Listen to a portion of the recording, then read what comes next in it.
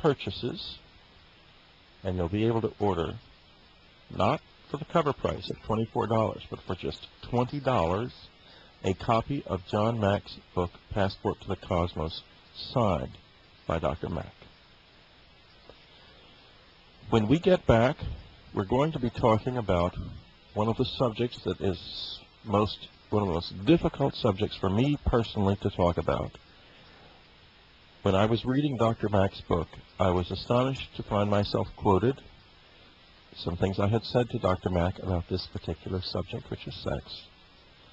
And I thought long and hard about whether or not I would even bring it up tonight. I'm very shy about it, but I think it's really important to talk about this and to talk about fear.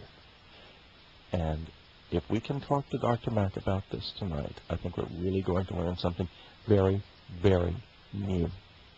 He's made some real breakthroughs in terms of his insight and his understanding of what's happening in both of these areas.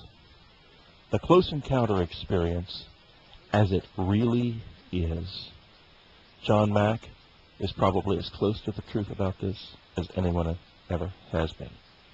This is Whitley Strieber. We'll be back in just a few minutes with John Mack. I would like to quote from your book, John.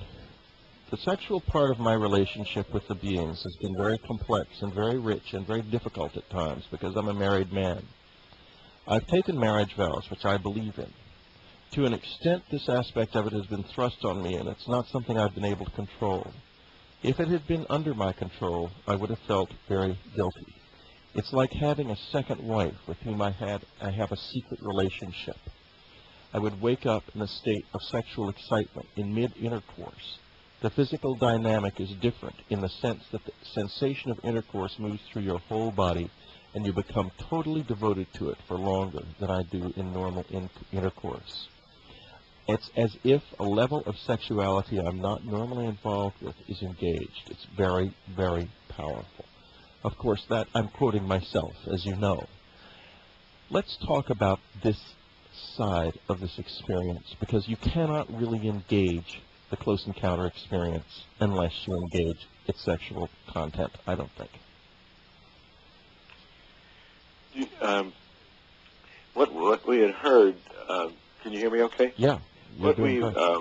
I had heard before I got deeply into this was that the sexual part of it was a kind of workman-like professionalism on the part of the beings who would take sperm from the men by some sort of rubbing or with some kind of equipment, and eggs were taken from the women, and hybrid species was created, and a lot of people have that kind of experience, although I think that in the early years of investigating this, that was more common than it is now, that this kind of traumatic, cold sort of experience.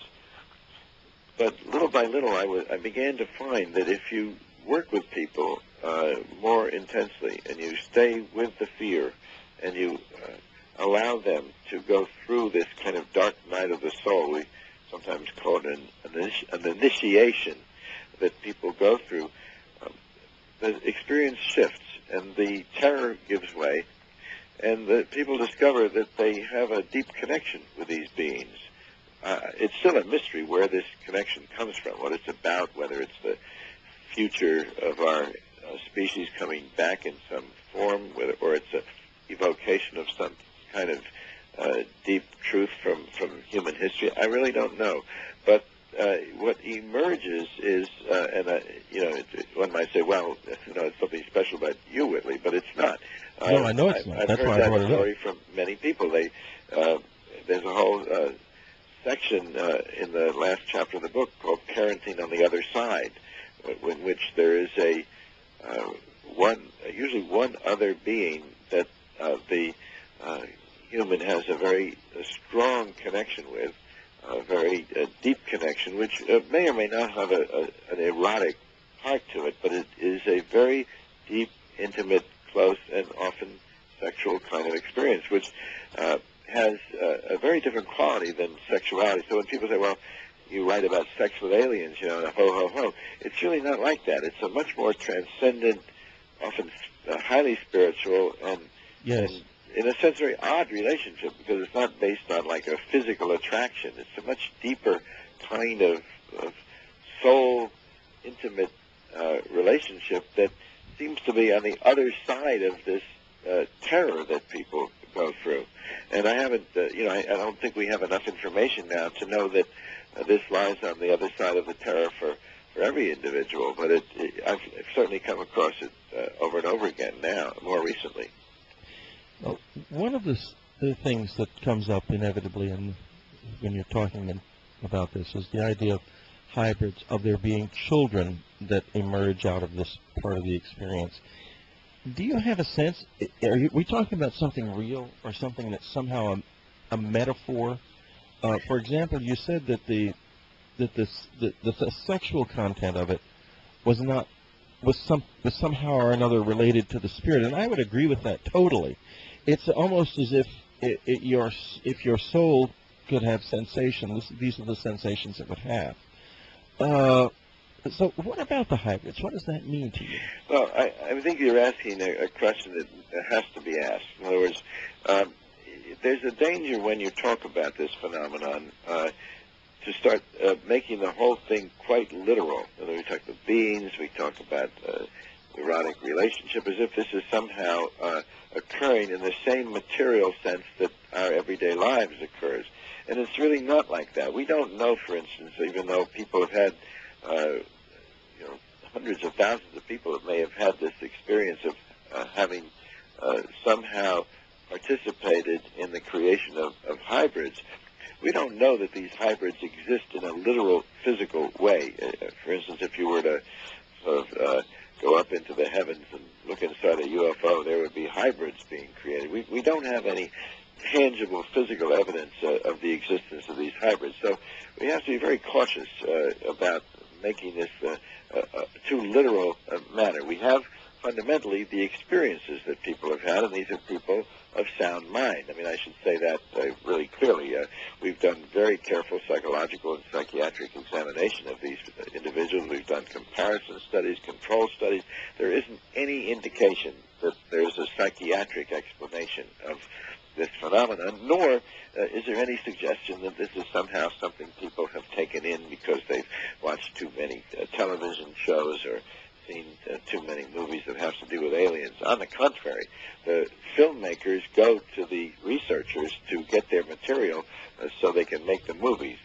So it is in some way a very real experience, but the problem is that we are so limited philosophically in the West that it's either literally and physically real or it's just imagination that doesn't exist. But what do we do when people of sound mind have powerful experiences that affect their bodies? They'll talk about a profound vibrational experience that occurs, and yet we cannot prove it from a literal physical point of view. What do we do with that?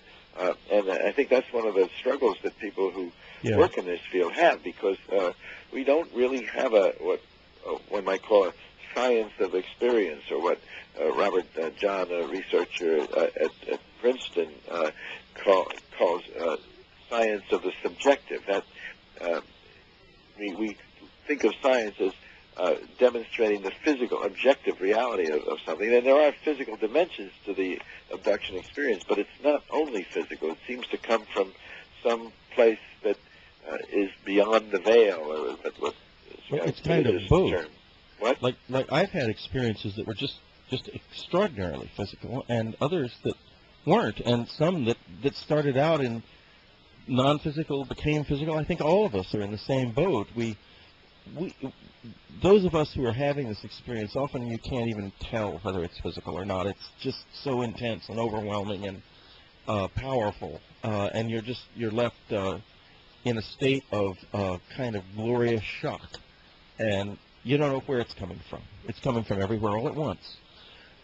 Yeah, I mean, it's but the thing that science struggles with in this country is that we don't know what to do with something that is an experience, is very powerful, has a physical element, experientially a physical element, may even have some subtle physical signs, marks on the body, cuts, scoop marks, and yet the physical element cannot be demonstrated or proved by the methods that science is accustomed to. So what do we do with that? We can't dismiss it, or we